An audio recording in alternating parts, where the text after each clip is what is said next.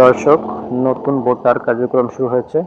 যাদের জন্ম 1/1/2008 কিংবা তার আগে এরা ভোটার হতে পারবেন।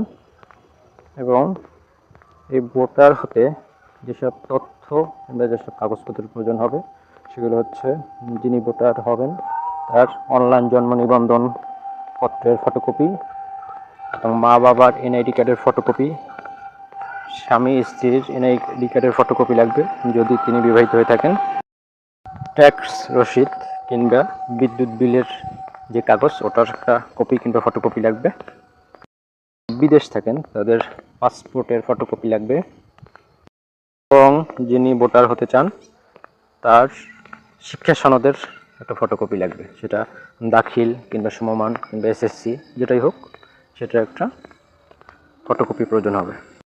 এবং নাগরিকত্ব সনদ নামে যে কাগজটা থাকে আপনাদের, যেমন অনেকে বলেন চেয়ারম্যানের প্রত্যয়নপত্র কিংবা চারিত্রিক সনদ নামে বিভিন্ন স্থানে বিভিন্ন রকম থাকে, এটার প্রয়োজন হবে, এটা একটা ফটোকপি প্রয়োজন হবে। সাথে ভোটার বাতিলের কার্যক্রম চলবে। যারা মারা গিয়েছেন ইতিমধ্যে 2007 সালের পরে যারা মারা গিয়েছেন, ভোটার তালিকা থেকে তাদের নাম বাতিল করার জন্য একটা আবেদন ফর্ম পূরণ করতে হবে। সেটার জন্য যার এনআইডি কার্ডের কিংবা যার ভোটার বাতিল হবে তার এনআইডি কার্ডের নাম্বার, তার নাম, তার মৃত্যুর যে সাল কিংবা তারিখ সেটা প্রয়োজন হবে।